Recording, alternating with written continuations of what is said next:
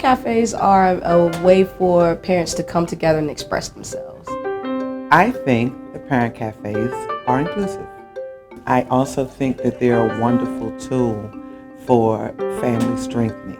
The Parent Cafe is great when it comes to just bonding with other parents, especially for me because I don't have a lot of friends that I associate with. I think time management is a big struggle for any person. You know what I mean? It's a lot going on. My life before the cafes was unorganized.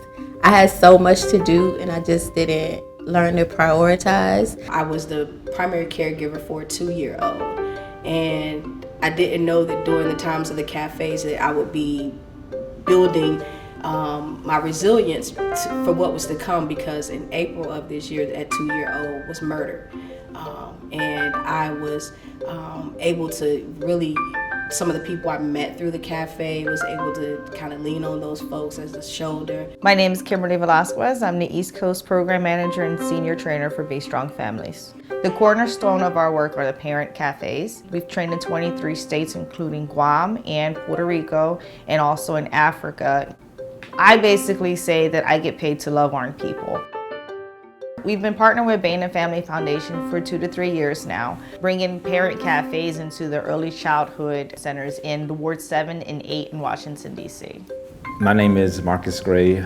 I work at the Bainum Family Foundation as the Senior Manager for Partner and Community Engagement. As we were thinking about the type of models that we wanted to introduce and best practices that we want to introduce to the early learner community in Washington, D.C., parent cafes really just kept coming up in our research and our understanding of, how do you authentically engage parents.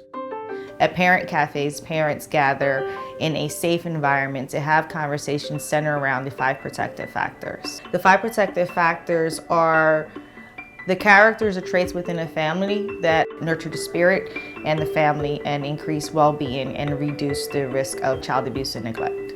The 5 protective factors are parental resilience, social connections, concrete supports in times of need, knowledge of parenting and child development, and social-emotional competence of children. The parents get a better understanding of the 5 protective factors, then they're able to go home and use those in their day-to-day family life. Parental resilience, which is basically being strong and flexible. It's not getting knocked down and keeping it moving and standing up every day to do what you need to do for yourself and for your family.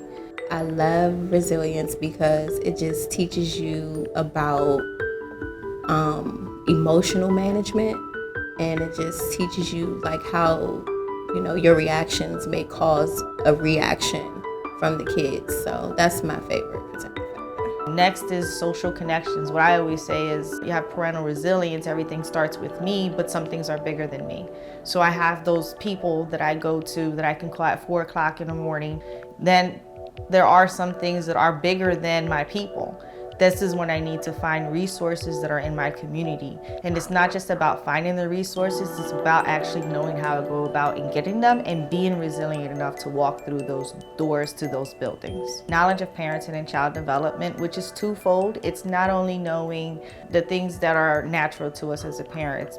The child development piece comes in where it's knowing where your child is supposed to be at developmentally, those ages and stages, and recognizing that you shouldn't have the same expectations from your 14-year-old daughter that you have for your 6-year-old child, and that boys and girls are different and every child is different. The last protective factor is social emotional competence of children, which is basically communicating with your child. Not just how you communicate with your child, but how you communicate around your child. Once we start the Parent Cafe and welcome everyone into the space and let everyone know we're here to have a great time and have great conversations with other parents, we go right into the Parent Cafe agreements. Parent agreements actually set the tone of the cafe. That's where we actually talk about the integrity of the cafe, the fact that what you say in the cafe is going to remain in the cafe and no one's going to share it with other folks. The agreements are listen attentively, we're not giving advice, speak from your own experiences, confidentiality. We ask that people not have any electronic distractions. The biggest one is there's no judgments, positive or negative. After the agreements, we move to the one-on-one. The one-on-ones are our icebreakers. with the Parent Cafe model.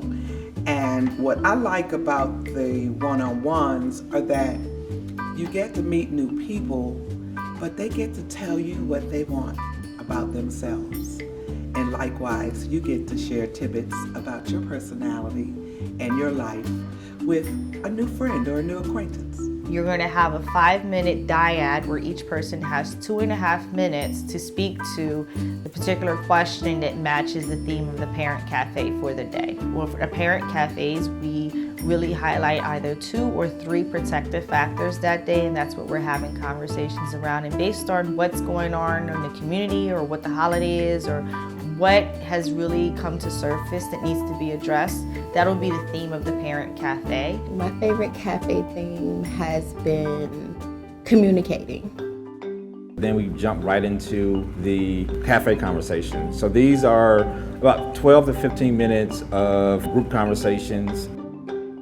Table conversations, I think, are the meat of the Parent Cafes. This is where all the discussion takes place.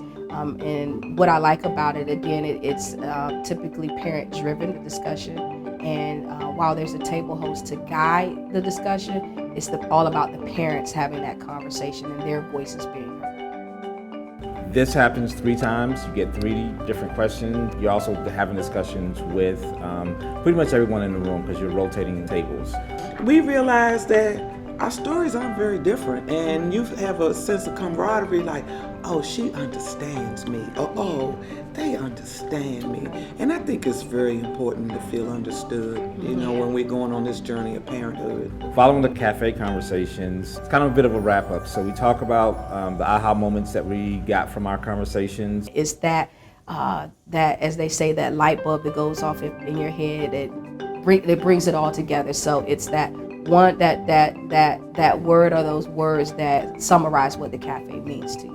And then I think one of the 2 best parts about the cafe are you have to write yourself a commitment letter. The commitment cards are, at the end of the cafe, it's a commitment that we make for ourselves and our families moving forward, and it's based on the theme of the cafe. And typically we mail them out about 2 weeks after, and they normally come at a time where you least expect it, but they're always needed. So every time I get a commitment card, I open it up and it reminds me of a commitment that I've made for myself and my family. And then lastly, there's the one word. The one-word closing at the end of the cafe is just something that expresses what you got out of it. My word would be awesome. Enlightening for me. You know, just to hear the different perspectives from everyone. Like love. Yes. It just feels so nice to have like good, clean conversation and so much positivity. I love it. So your word is love, and your name is love. When I go home after a cafe, I just feel it's like a weight lifted off. It gives you different strategies and ways to interact with your kids, kind of ways to kind of counteract what they may be going through. I have definitely made a lot of friends throughout the Parent Cafes. I feel like everyone should try at least one Parent Cafe. You know, after that first cafe, I was definitely hooked and definitely one of the biggest advocates within my organization and across the city.